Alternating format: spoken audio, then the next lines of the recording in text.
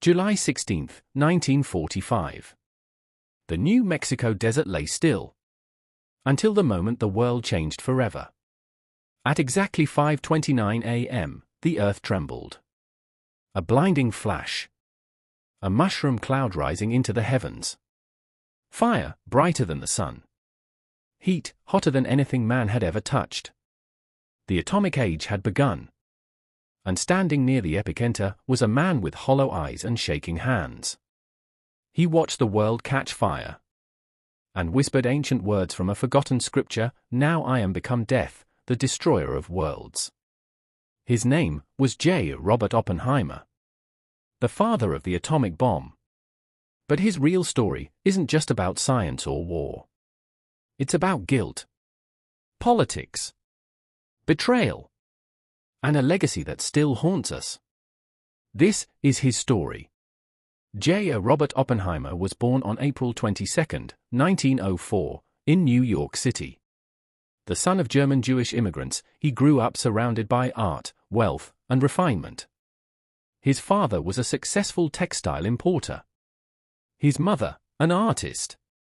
They lived in a grand apartment on Riverside Drive, complete with a private art collection and a library that would inspire a young boy's curiosity. Robert was different from the beginning. He didn't run. He didn't fight. He read. He devoured books on science, poetry, languages. At just 10, he was publishing papers on geology. At 12, he could translate Latin, Greek, and German. By 14, he was studying Sanskrit for fun. His mind was electric. His heart, gentle.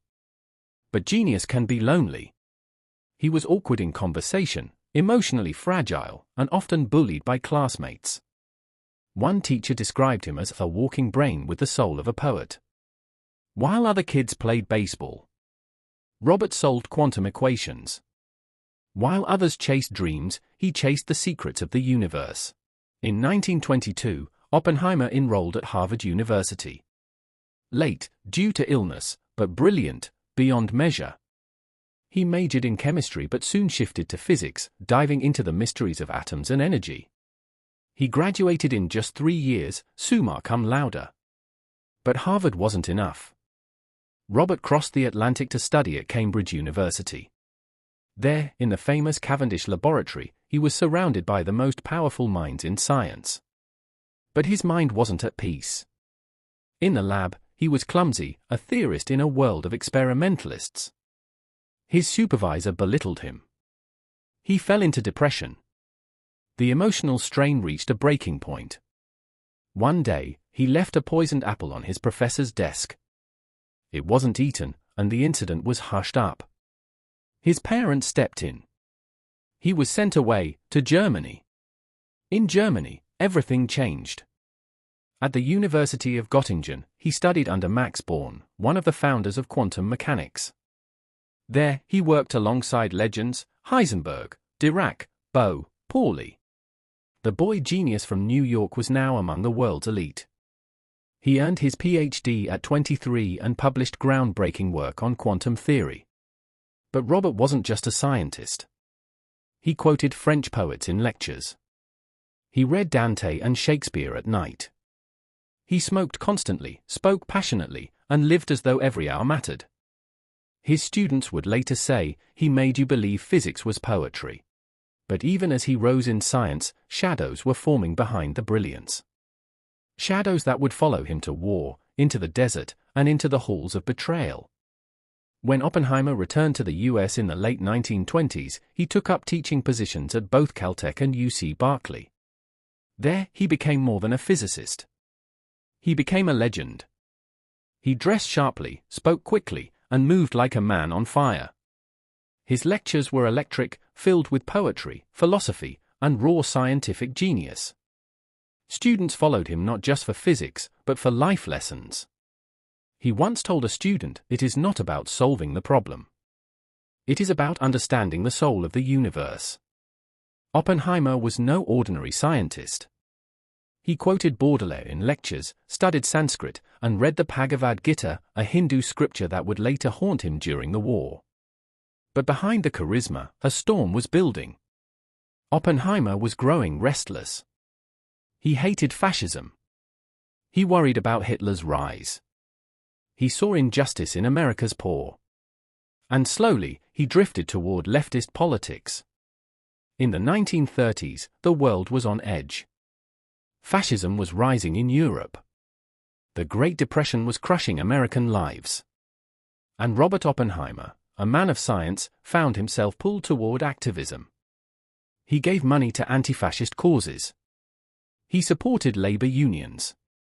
He had friends and lovers who were members of the Communist Party. He never officially joined the party himself. But the FBI began to notice. One of those relationships would change everything. Her name was Jean Tatlock, a brilliant, troubled Stanford medical student. She was passionate, political, and deeply involved in the communist movement. Jean was the great love of Oppenheimer's life. But she was unstable. Their relationship was intense, and ultimately, doomed. They broke apart, and she later died by suicide. Some would say it was heartbreak. Others whisper the FBI was involved. Shortly after, Robert married Catherine Kitty Spuning, a former communist herself. She was strong, brilliant, but also battled alcoholism and depression. Together, they had a son. But Robert would never forget Jean. In 1939, a letter from Albert Einstein to President Franklin Roosevelt changed history. It warned that Nazi Germany might be building a weapon powered by nuclear fission. The alarm was raised. The US began a secret military project to build the most powerful weapon ever conceived. Its code name, the Manhattan Project. In 1942, General Leslie Groves, a tough, no-nonsense Army engineer, was appointed to lead the effort. He needed a scientific director, someone brilliant, persuasive, and obsessed. Groves chose Oppenheimer. Many questioned the choice. Oppenheimer had never led a large lab. He had no military experience. And he was politically dangerous. But Groves saw something others didn't. A mind that could unify the greatest scientists on Earth and push them beyond all limits. In the remote mesas of New Mexico, the government built an entire secret city. Los Alamos, a town that didn't exist on any map. There, under Oppenheimer's leadership, the world's brightest physicists gathered: Richard Feynman, Niels Bohr, Enrico Fermi. Men who would reshape reality itself. Many brought their families. Children rode bikes past uranium labs. Scientists joked, fought, fell in love, all while racing to create a weapon of unimaginable power. And Oppenheimer? He was everywhere. In the labs. In the mess halls. On the chalkboard. In philosophical debates. He pushed everyone, and himself, to the edge. As the months passed, the work grew darker. Questions arose: what if this chain reaction never stops? What if we ignite the atmosphere? No one knew. And yet, they continued. For science. For war. For fear of what Hitler might create first. The date was July 16, 1945. In a remote stretch of desert known as the Jornada del Muerto, the Journey of the Dead, a device called the Gadget stood atop a metal tower. The world's first atomic bomb. Scientists held their breath. Generals watched the sky. Oppenheimer stared into the void. Would it explode? Would it fail? Would it ignite the entire atmosphere? At 5:29 a.m., the desert lit up with a fury never before seen on Earth. A flash. A shockwave. A towering fireball. The explosion shattered windows 100 miles away. The cloud rose 7.5 miles into the sky. Mankind had entered a new age. The atomic age. Oppenheimer later described that moment: we knew the world would not be the same. I remember the line from the Hindu scripture, the Bhagavad Gita. Now I am become death, the destroyer of worlds. Some scientists cheered. Others wept. Oppenheimer? He stood still, shaken to his core. In that blinding flash, he saw not just power. He saw the beginning of a future he could no longer control. Just 3 weeks later, the bomb was no longer theory. It became reality. On August 6, 1945, a U.S. bomber named Enola Gay dropped a uranium bomb called Little Boy on the Japanese city of Hiroshima. The city was flattened. Over 70,000 people died instantly. Tens of thousands more would die from radiation and injuries.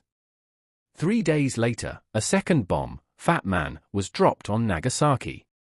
The death toll soared past 200,000. The war ended. Japan surrendered. And Robert Oppenheimer, once the patriot scientist, became a man burdened with unbearable guilt.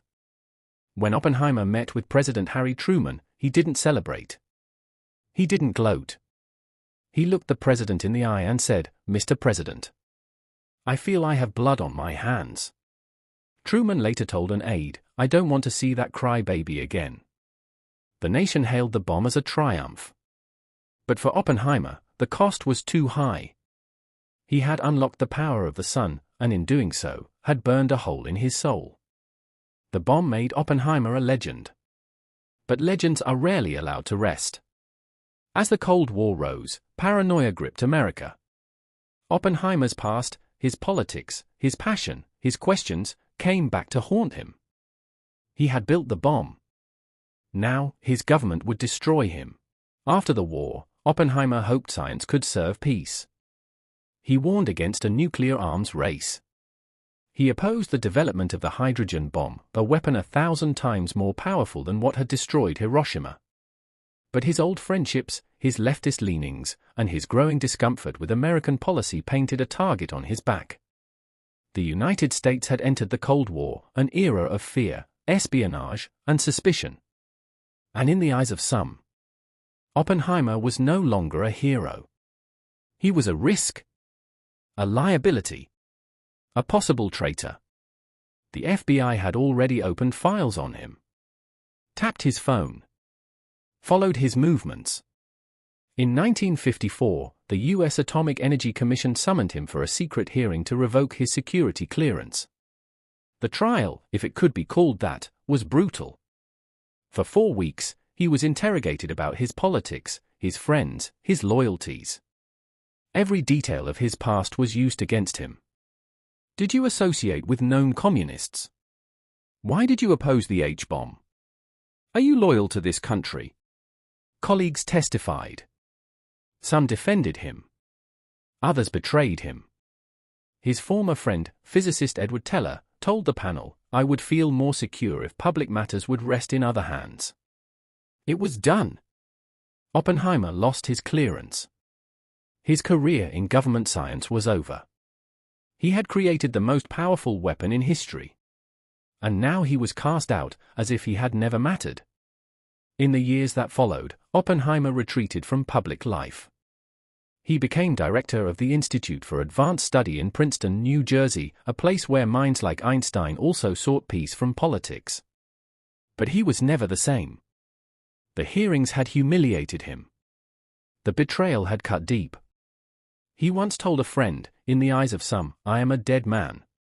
Though he continued to write and lecture, the recognition he deserved never truly came. No Nobel Prize. No major U.S. scientific awards.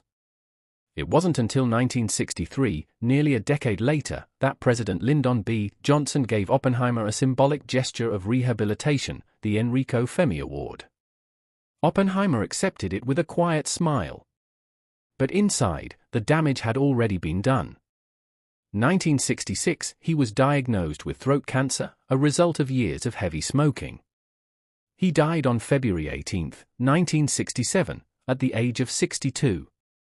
A brilliant mind silenced. A man haunted by both triumph and tragedy. Today, we live in the world Oppenheimer made possible. A world where the power to destroy humanity lies in our hands. A world where science and ethics can no longer be separated.